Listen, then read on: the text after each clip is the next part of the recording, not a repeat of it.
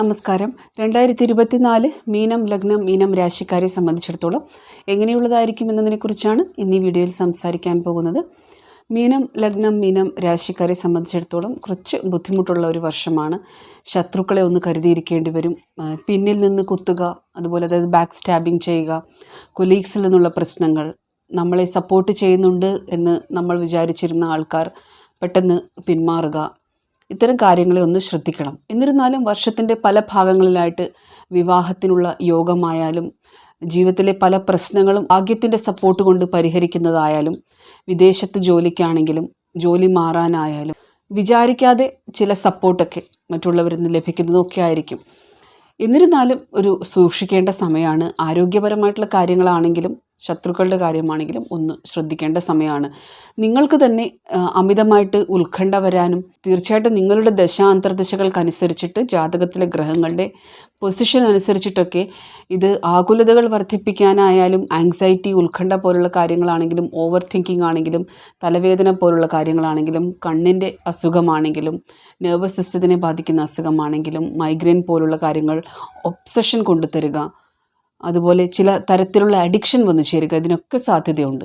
എന്നിരുന്നാലും മീനം എന്നത് മോക്ഷരാശിയാണ്. നാച്ചുറൽ സോഡിയാക്കിലെ 12ാം ഭാവമാണ്. തീർച്ചയായിട്ടും നിങ്ങളുടെ ജാതകത്തിൽ ഈ ഒരു ലഗ്നാധിപൻ, രാശാധിപനായിട്ടുള്ള വ്യാഴം എവിടെയിരിക്കുന്നു, എത്രമാത്രം ആധ്യാത്മിക ചിന്തകൾ നിങ്ങളിലുണ്ട്, എത്രമാത്രം പുരോഗതി വന്നിട്ടുള്ള ആത്മാവാണ് എന്നതിനനുസരിച്ചിട്ട്, അതായത് നിങ്ങളുടെ ദശാന്തർദശകൾക്കനുസരിച്ചിട്ട് ആധ്യാത്മിക പുരോഗതി നേടാനും ഭൗതികമായിട്ടുള്ള കാര്യങ്ങളിൽ നിന്ന് ഒരു മുക്തി വേണം, കൂടുതൽ ആധ്യാത്മികമായിട്ടുള്ള പുരോഗതി വേണം എന്നൊക്കെ ചിന്തിക്കാനുള്ള ഒരു സമയം കൂടിയാണിത്. അത് തീർച്ചയായിട്ടും നിശ്ചയിക്കുന്നത് നിങ്ങളുടെ ജാതകത്തിലെ ഗ്രഹങ്ങളാണ്, ദശാന്തർദശകളാണ്. ജനറലി പറയുകയാണെങ്കിൽ ഇത് കുറച്ച് സ്ട്രെസ്സ് തരുന്ന ഒരു സമ്മർദ്ദം തരുന്ന ഒരു വർഷമായിരിക്കും. ഇതിൽ കോമ്പറ്റിറ്റീവ് എക്സാംസിൽ മത്സര പരീക്ഷകളിൽ വിജയിക്കാനുള്ളൊരു സമയവും ഈ വർഷത്തിൽ വന്നു ചേരുന്നുണ്ട്. ഈ സമയം ശത്രുക്കളെ കരുതിയിരിക്കുക, ആരോഗ്യം സൂക്ഷിക്കുക എന്നൊരു കാര്യം കൂടി ഇവിടെ നമ്മൾ ശ്രദ്ധിക്കണം. ഈ ഒരു വർഷം ജോലി മാറ്റത്തിന്, ട്രാൻസ്ഫറിന് ഒക്കെ സാധ്യതയും വന്നു ചേരുന്നുണ്ട്. ഇപ്പോഴേക്ക് യാത്രകൾ വന്നു ചേരുക, അതുപോലെ കുറച്ച് അലച്ചിൽ വന്നു ചേരുക, ബുദ്ധിമുട്ടുക, യാത്രകളിലൂടെ നമ്മൾ വിചാരിച്ച രീതിയിൽ കാര്യങ്ങൾ നടക്കാതിരിക്കുക, ആശുപത്രിവാസം, ഇത്തരം കാര്യങ്ങളും നിങ്ങളുടെ ദശ അനുകൂലമല്ലെങ്കിൽ ഉളുക്ക്, ചതവ്, അതുപോലെ വീഴ്ച, പൊട്ടൽ അങ്ങനെയുള്ള കാര്യങ്ങളൊക്കെ വരാനും സാധ്യതയുണ്ട്. അപ്പോൾ വളരെയധികം ശ്രദ്ധിക്കേണ്ടുന്ന ഒരു വർഷം തന്നെയാണിത് ആരോഗ്യം എന്ന കാര്യത്തെപ്പറ്റി ചിന്തിക്കുകയാണെങ്കിൽ. ഇവിടെ നിങ്ങളുടെ വിജയം എന്ന് പറയുന്നതും കരിയറിലെ വിജയമാണെങ്കിലും പലതും നിങ്ങൾ മറ്റുള്ളവരെ സ്വാധീനിച്ചിട്ടും ഉന്നതങ്ങളിലുള്ളവരെ സ്വാധീനിച്ചിട്ടായാലും ഷോർട്ട് കട്ടിലൂടെയും ഒക്കെ വിജയം നേടാനുള്ള ഒരു പ്രേരണ നിങ്ങളിൽ ഉണ്ടാക്കുന്ന ഒരു വർഷമായിരിക്കും. അപ്പോൾ തീർച്ചയായിട്ടും ഇതൊക്കെ ദശകളാണ് പറയുന്നത്. എങ്ങനെയാണ് നിങ്ങൾ കർമ്മം ചെയ്യാൻ പോകുന്നത് എന്നത് ദശകൾ കുറേയൊക്കെ നമുക്ക് പറഞ്ഞു തരും. പക്ഷെ ഒന്നും മനസ്സിലാക്കേണ്ടത്, മീനം എന്നത് വ്യാഴത്തിൻ്റെ ഓണർഷിപ്പുള്ള ഒരു രാശിയാണ്. അതുകൊണ്ട് തന്നെ ഇവിടെ മൂല്യബോധം, മോറൽ വാല്യൂസ്, ധാർമ്മികത മുറുകെ പിടിക്കേണ്ടുന്ന ഒരു ആവശ്യമുണ്ട്. അപ്പോൾ താൽക്കാലികമായിട്ട് നമ്മൾ ഷോർട്ട് കട്ടിലൂടെ നേടുന്ന വിജയങ്ങൾക്ക് ഒരു സ്ഥിരത ഉണ്ടാകില്ല എന്നൊരു കാര്യം ഓർമ്മിക്കുകയും കുറേയൊക്കെ അധ്വാനിക്കേണ്ടി വന്നാലും ഈ ഒരു വർഷത്തെ തീർച്ചയായിട്ടും നിങ്ങളുടെ ദശകൾക്കനുസരിച്ചിട്ട് ഈ ഒരു വർഷം നിങ്ങൾക്ക് ഏതെങ്കിലും തരത്തിൽ നെഗറ്റീവായിട്ടുള്ള ഫലം തരുന്നുണ്ടെങ്കിൽ സമയത്തിനായിട്ട് കാത്തിരിക്കുക, നല്ല സമയങ്ങൾക്കായിട്ട് കാത്തിരിക്കുക, ആരാധനയോട് കൂടിയിരിക്കുക എന്നാണ് നമ്മൾ ചെയ്യേണ്ടത്. അതുകൊണ്ട് ഷോർട്ട് കട്ട് എടുക്കാൻ സജസ്റ്റ് ചെയ്യുന്നില്ല ഈ ഒരു സമയത്ത്. പക്ഷേ രാഹു, ശനി ഇതിനായിട്ട് പ്രേരിപ്പിക്കുന്നതാണ്. പലതരത്തിലും മേലധികാരിയുമായിട്ടും പിതാവുമായിട്ടുമൊക്കെ വാക്തർക്കങ്ങൾ വന്നു ചേരാനും, അതുപോലെ ഈഗോ ക്ലാഷസ് മൂലം, അതുകൂടാതെ ഗുപ്ത ശത്രുക്കളുടെ ഇടപെടൽ മൂലം, അതായത് നിങ്ങൾ അറിയില്ല നിങ്ങളുടെ ശത്രു ആരാണ് ഇതിൻ്റെ പിന്നിൽ പ്രവർത്തിക്കുന്നതെന്ന് അറിയാതെ നിങ്ങൾ തെറ്റായ തീരുമാനമെടുത്തിട്ട് ജോലി ഉപേക്ഷിച്ചിട്ട്, അല്ലെങ്കിൽ നിങ്ങൾക്ക് ലഭിച്ച പ്രോജക്റ്റ് ഉപേക്ഷിച്ചിട്ട്, ചിലപ്പോൾ സംശയത്തിൻ്റെ പേരിൽ, തെറ്റിദ്ധാരണയുടെ പേരിലൊക്കെ നിങ്ങളെ നീക്കം ചെയ്തിട്ട് ഇങ്ങനെയുള്ള കാര്യങ്ങൾ ജോലി സ്ഥലത്ത് വന്നു ചേരാൻ സാധ്യതയുണ്ട്. അതുകൊണ്ട് നല്ലൊരു ആരാധന വേണ്ടുന്നൊരു സമയമാണ്. തീർത്ഥയാത്രകൾ ചെയ്യാനും ആരാധനകൾ, മന്ത്രജപങ്ങൾ ചെയ്യാനും ഒക്കെ ശ്രദ്ധിക്കേണ്ട ഒരു സമയമാണ്. അപ്പോൾ കാലഭൈരവ അഷ്ടകമായാലും ഗുരു അഷ്ടകമായാലും ഒക്കെ ചൊല്ലുകയും അല്ലെങ്കിൽ കേൾക്കുകയെങ്കിലും ശ്രദ്ധയോടുകൂടി കേൾക്കേണ്ടുന്ന ഒരു സമയമാണെന്ന് പറയാം. എന്തിനും ഏതിനും നാമജപങ്ങൾ എന്നത്, മന്ത്രങ്ങൾ ജപിക്കുന്നില്ലെങ്കിലും നാമജപങ്ങൾ എന്നത്, ഭഗവാന്റെ നാമങ്ങൾ ഉച്ചരിക്കുക, നാമങ്ങൾ സദാസമയവും നമ്മുടെ ഒരു മനസ്സിൽ എപ്പോഴും ആ നാമങ്ങൾ ഇങ്ങനെ ചൊല്ലിക്കൊണ്ടിരിക്കുന്നത് നമുക്ക് ഗുണം ചെയ്യും. നമുക്ക് നേർവഴി ഭഗവാൻ കാണിച്ചു തരികയും നമ്മളെ നേരായ രീതിയിൽ കൊണ്ട് നമ്മളെ നേരായ രീതിയിൽ സംസാരിക്കാനും ചിന്തിപ്പിക്കാനും ഒക്കെ പ്രേരിപ്പിക്കുന്നതുമാണ്. പലതരത്തിലും നിങ്ങളുടെ ഒരു സംസാരമായാലും ഫിനാൻസ് ആയാലും ഇംപ്രൂവ് ചെയ്യാനും വ്യാഴത്തിൻ്റെ ഒരു ഗോചരം മെയ് മാസം തൊട്ട് ശ്രമിക്കുന്നതാണ്. പക്ഷേ തീർച്ചയായിട്ടും നിങ്ങളുടെ ജാതകത്തിൽ വ്യാഴം എവിടെ ഇരിക്കുന്നു, ഏത് ദശകളിലൂടെ കടന്നു പോകുന്നു എന്നതിനനുസരിച്ചിട്ടാണ് ഈ ലാഭം വരുന്നത്. പൊതുവെ അധ്യാപകർക്കാണെങ്കിലും ഡോക്ടേഴ്സിനാണെങ്കിലും വിദേശത്ത് ജോലി ചെയ്യുന്നവർക്കാണെങ്കിലും കൗൺസിലിംഗ് ചെയ്യുന്നവർക്കാണെങ്കിലും അഡ്വക്കേറ്റ്സിനാണെങ്കിലും ഒക്കെ നല്ല സമയങ്ങൾ വന്നു ചേരുന്നുണ്ട്. വിവാഹ ജീവിതത്തിലെ പല പ്രശ്നങ്ങളും മെയ് മാസത്തിന് ശേഷം പറഞ്ഞ് പരിഹരിക്കാനുള്ള സമയങ്ങളും വന്നു ചേരുന്നുണ്ട്. നിങ്ങളുടെ സഹോദരങ്ങളുടെ സപ്പോർട്ടോടു കൂടി, പിതാവിൻ്റെ സപ്പോർട്ടോടു കൂടിയൊക്കെ പല പ്രശ്നങ്ങളും, വിവാഹ ജീവിതത്തിലെ പ്രശ്നങ്ങളും പരിഹരിക്കാനുള്ള സമയം വന്നു ചേരുന്നുണ്ട്.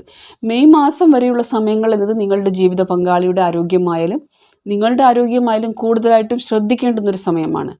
നിങ്ങളുടെ ആരോഗ്യം എന്നത് വളരെയധികം കൺസേൺ ആവേണ്ടുന്ന ഒരു വർഷം തന്നെയാണിത്. അതുകൊണ്ട് യാത്ര ചെയ്യുമ്പോഴാണെങ്കിലും ഡ്രൈവ് ചെയ്യുമ്പോഴാണെങ്കിലും ഒക്കെ ശ്രദ്ധിക്കുക. കുറേയൊക്കെ അയൽക്കാരുമായിട്ടുള്ള ബന്ധം, സഹോദരങ്ങളുമായിട്ടുള്ള ബന്ധമൊക്കെ മെയ് മാസത്തിന് ശേഷം മെച്ചപ്പെട്ട് വരുന്നതായിട്ട് കാണുന്നതാണ്. ഈ ഒരു വർഷം പുതിയ പ്രണയബന്ധങ്ങൾ ഒക്കെ വന്നു ചേരാനുള്ള സാധ്യതയുമുണ്ട്.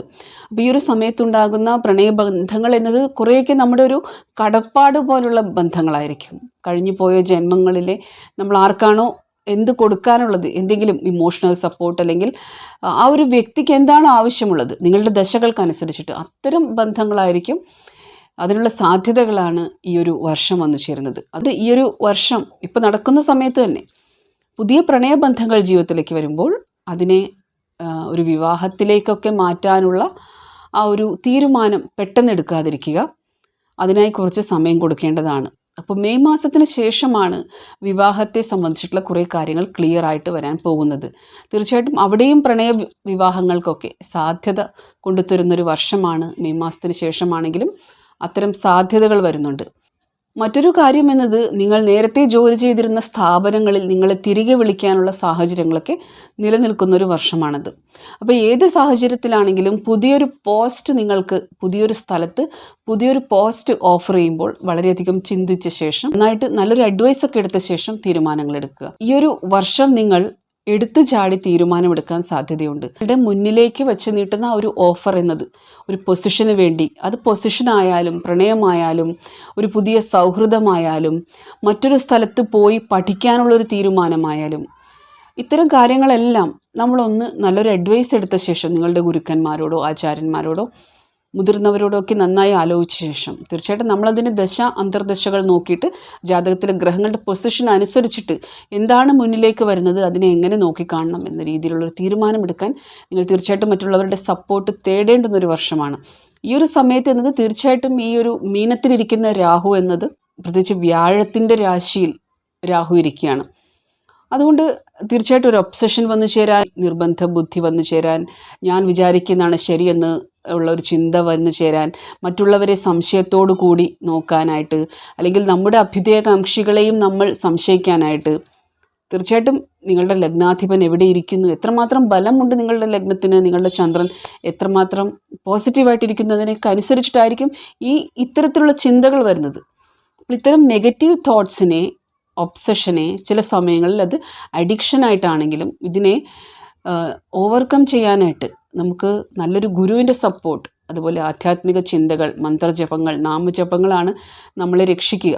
അതുകൊണ്ട് തന്നെ തീർച്ചയായിട്ടും ഈ ഒരു സമയം എന്നത് കൂടുതലായിട്ടും മീനം ലഗ്നം മീനം രാശിക്കാരെ സംബന്ധിച്ചിടത്തോളം ഒരു ഹോസ്പിറ്റൽ എക്സ്പെൻസിനെ, ആശുപത്രി വാസത്തെ സൂചിപ്പിക്കുന്നു. അതുപോലെ വിദേശത്ത് ജോലി അന്വേഷിക്കാൻ പോകാനാണെങ്കിലും അതുപോലെ ദൂരസ്ഥലങ്ങളിലേക്ക് യാത്രയ്ക്കാണെങ്കിലും ആശ്രമങ്ങൾ സന്ദർശിക്കാനാണെങ്കിലും ദാനധർമ്മങ്ങൾ ചെയ്യാനാണെങ്കിലും എല്ലാത്തിനും കാര്യങ്ങൾ സൂചിപ്പിക്കുന്നുണ്ട്.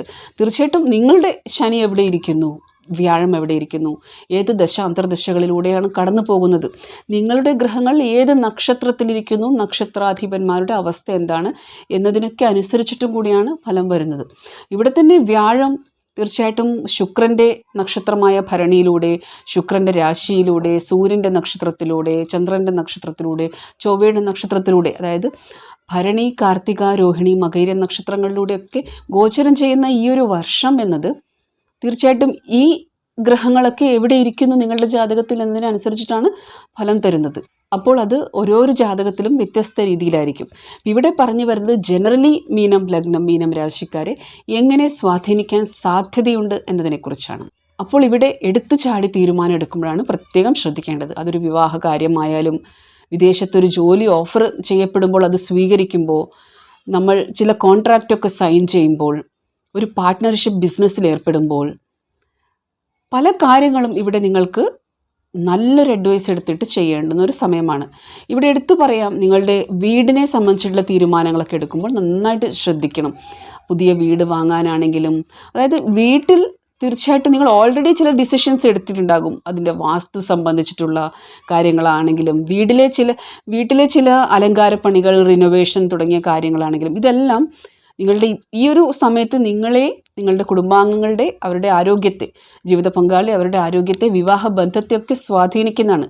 നമ്മൾ അറിഞ്ഞോ അറിയാതെയോ നമ്മുടെ വീട്ടിലെ വാസ്തുവിൽ വരുത്തുന്ന വ്യത്യാസം എന്നത് മറ്റു പലതരത്തിലും നമ്മുടെ കർമ്മക്ഷേത്രത്തിലായാലും കുടുംബജീവിതത്തിലായാലും ഓവറോൾ നമ്മുടെ ജീവിതത്തെ സ്വാധീനിക്കുന്നുണ്ട്. അതുകൊണ്ടാണ് സമയം നോക്കുന്നതിന് വലിയ പ്രാധാന്യം കൽപ്പിക്കുന്നത്. അപ്പോൾ വിദേശത്ത് ജോലി ലഭിക്കാനും വിദേശത്ത് യാത്ര ചെയ്യാനും, അതുപോലെ വിദേശ കമ്പനികളിലായാലും മൾട്ടിനാഷണൽ കമ്പനികളിലായാലും, പ്രത്യേകിച്ച് ഇൻഫർമേഷൻ ടെക്നോളജി സോഫ്റ്റ്വെയർ ഫീൽഡുകളിലാണെങ്കിലും, എഞ്ചിനീയറിംഗ് സെക്ഷനിലാണെങ്കിലും, ഹോസ്പിറ്റലുമായി ബന്ധപ്പെട്ട് പ്രവർത്തിക്കുന്നവർക്കാണെങ്കിലും, അതുപോലെ ബാങ്കിങ് സെക്ടറുകളിലുള്ളവർക്കൊക്കെ നല്ല സമയങ്ങൾ വന്നു ചേരുന്നുണ്ട്.